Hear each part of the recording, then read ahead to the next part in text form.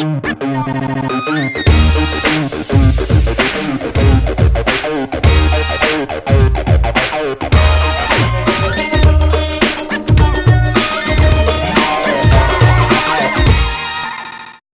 um Doutrinadores, nossa convidada hoje é a professora Nara.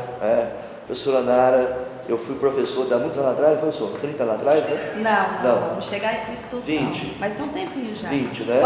Quase isso. Professora Nara é uma professora de redação, tá? Gente boa pra caramba. Mas eu sou igual ao vinho, cada dia melhor, como tá? ela diz, igual ao vinho, nunca foi presa à toa, tá? Jamais. Gosto do Batman, não porque ele mata, mas porque ele bate. Ela falou isso. Ele não mata, mas ele bate, tá? Pessoal, nossa discussão hoje é redação do Enem. E aí, professoras, tá? Deixa eu torar aqui quietinho. Eu vou fazer uma pergunta de aluno.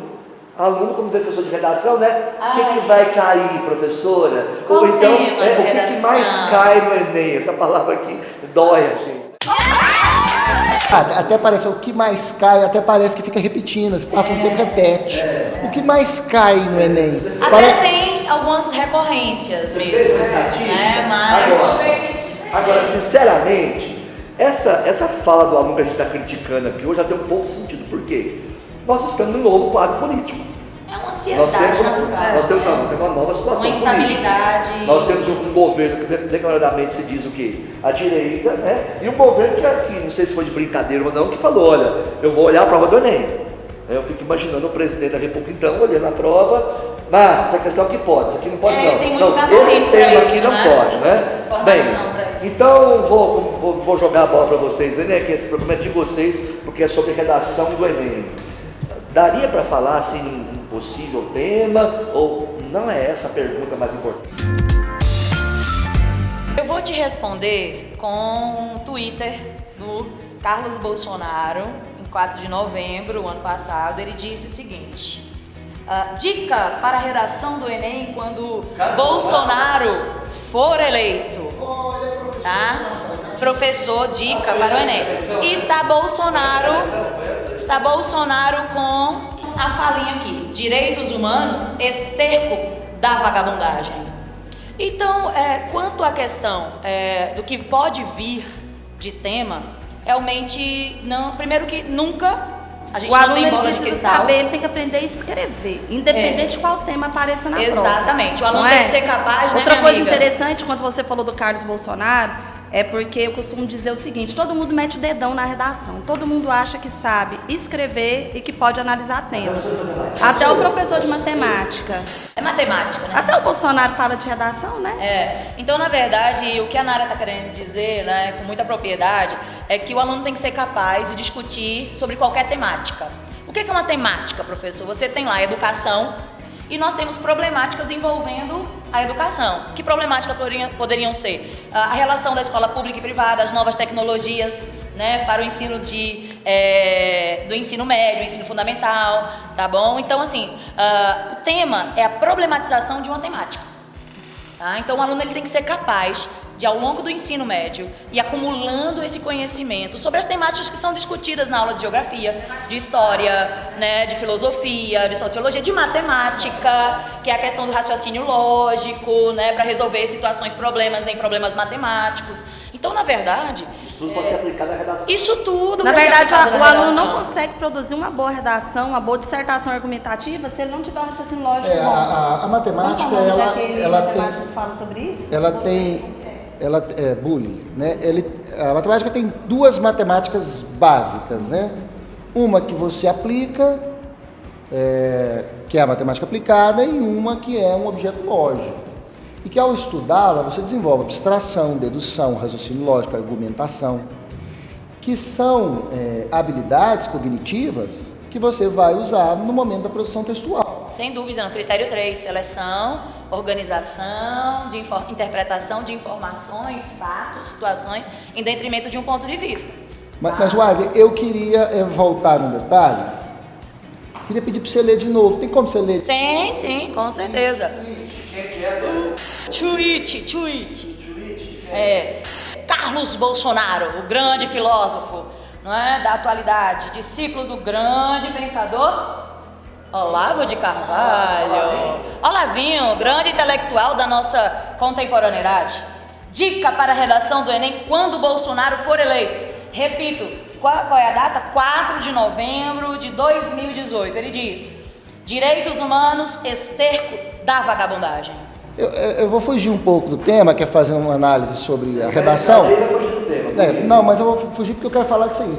Eu fico pensando como que pode um ser humano ser contra direitos humanos. É porque não se percebe como ser humano, talvez. Quando você pega, e não entende nem o contexto, né? Porque tem dois autores que eu tive. Tubarões, por exemplo, são contra os direitos humanos. É, verdade. Mas são tubarões. Um ser humano não poderia ser contra direito humano. Porque eu sou ser humano, eu quero direitos. Quero ter direito. E tem dois teóricos que eu gosto, que é a Hannah Arendt e o Theodor Adorno, que eles vão escrever ali no pós-Segunda Guerra, que é mais ou menos o contexto ali de quando vai surgir a Declaração Universal dos Direitos Humanos, tendo por vista a barbárie. Da Segunda Guerra Mundial. Exato. Então você, quando fala de direitos humanos, primeiro que você tem um contexto histórico. Houve uma barbárie aonde alguns humanos foram considerados como objeto, como coisa descartável, como uma classe podendo destruir a outra, porque essa outra não é nada. E pegando um gancho aí, eu até sugiro a cena do filme para comprovar isso, que são cenas reais de fatos da Segunda Guerra, o julgamento de Nuremberg, não é? Hundreds of inmates were used as human guinea pigs for atrocious medical experiments. A witness at one of the executions at Dachau gave the following description. You could hear the groaning and the whimpering inside. After 2 or 3 minutes, all was quiet. Aquelas cenas, elas são gritantes para você perceber que os direitos humanos, eles não podem ser visualizados para vagabundo, não. É para todos os seres humanos. E aí, Bato, eu queria fazer um exercício aqui. Só acrescentando sua fala, de lógica, ajudando o professor de matemática na parte histórica, tem, desculpa a expressão, agora bem vulgar, tem idiota que acha que direitos humanos surgiu no Brasil. Nós estamos falando do contexto histórico. Declaração Universal. Pós-Segunda Guerra Mundial, em que você tem uma situação de barbárie gigantesca. Como você pode dizer direitos humanos esterco vagabundo? Vamos fazer um exercício simples, vamos brincar um pouco com lógica. Vamos criar a negação do artigo 1 dos direitos humanos. O artigo 1 dos direitos humanos diz, da Declaração Universal dos Direitos Humanos: todos os seres humanos nascem livres e iguais em dignidade e em direitos. Vamos analisar a segunda parte, não só a primeira. Qual seria a negação disso? Porque se eu não concordo com esse direito humano, eu concordo com a negação dele. Então seria assim: pelo menos um ser humano, alguns seres humanos nascem para ser escravos. Eu concordo com isso? Nascem para ser escravos e sem direitos. Que seria a negação do artigo 1. Então, quando eu digo que, se eu fizer esse exercício, pegar todos os artigos dos direitos humanos e for tentando construir a negação e me perguntando, eu concordo com essa negação?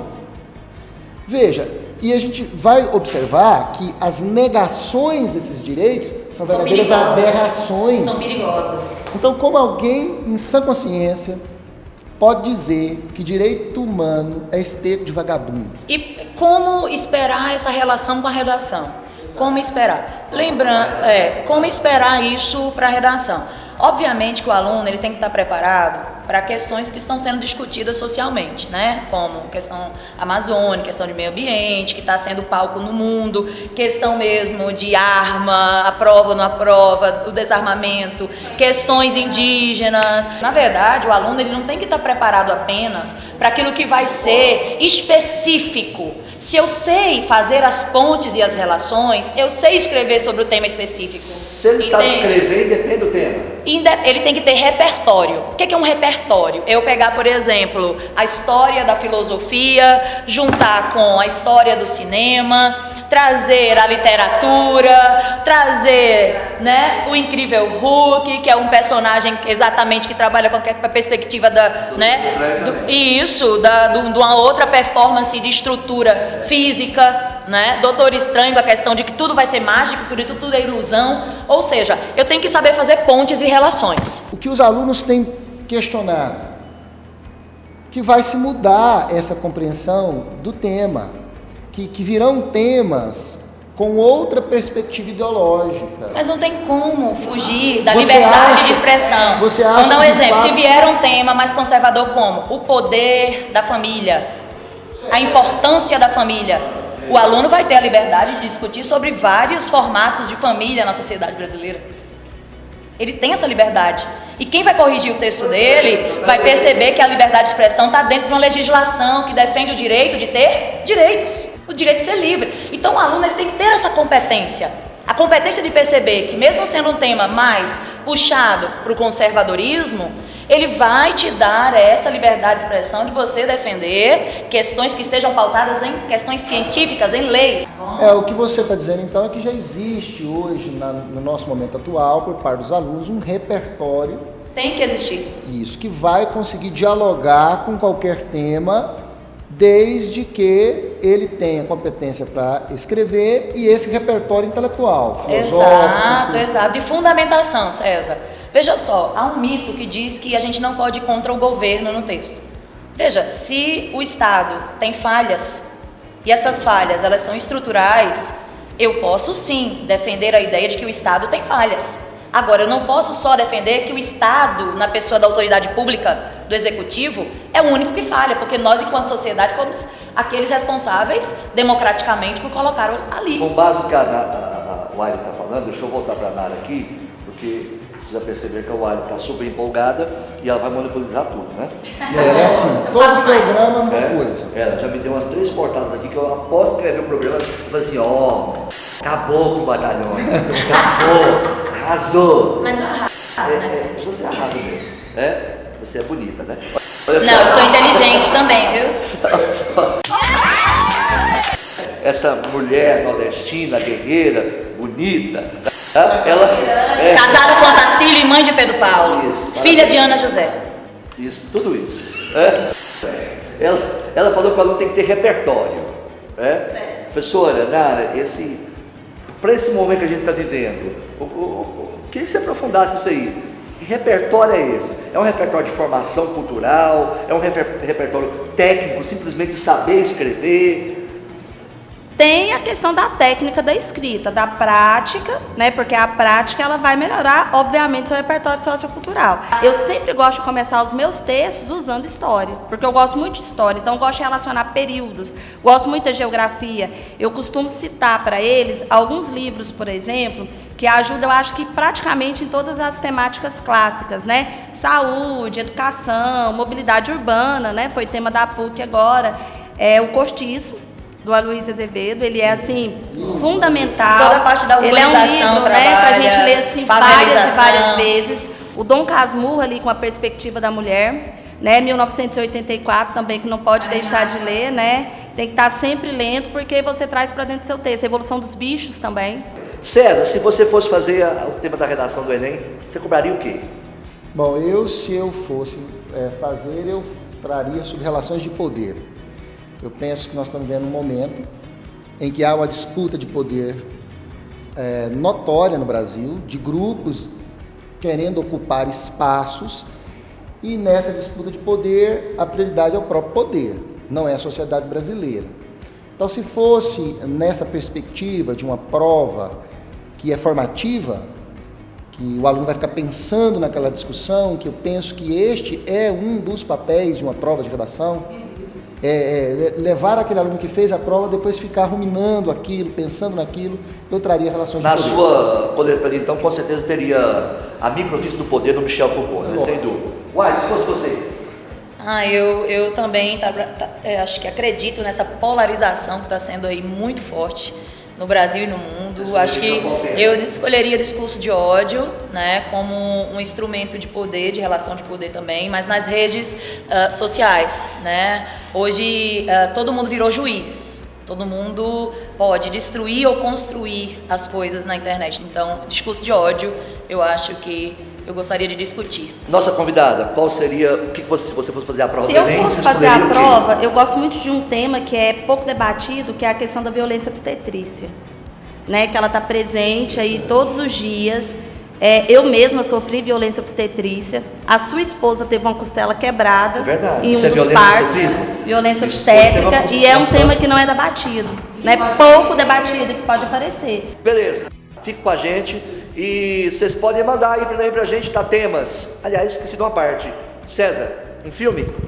Pequena Miss Sunshine, vamos rir um pouquinho, né?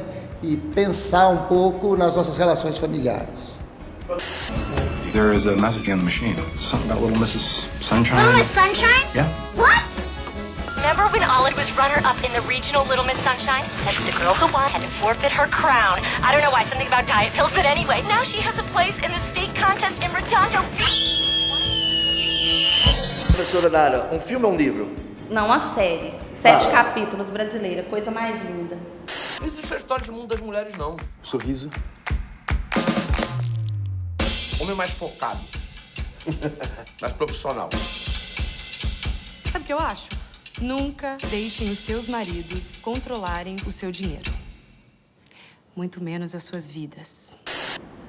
Você não vai indicar porque você indicou 3 no programa. Eu já passado. falei mas também de que 4 absurdo. livros. Pode encerrar. Que absurdo. Repressão. Pode encerrar. Que absurdo, A gente- eu tenho que a fazer gente- meu negócio. Já indicou 3. Eu vou gritar aqui agora, Sally Merlin. Valeu, tchau, foi Sally lindo. Merlin. Até mais.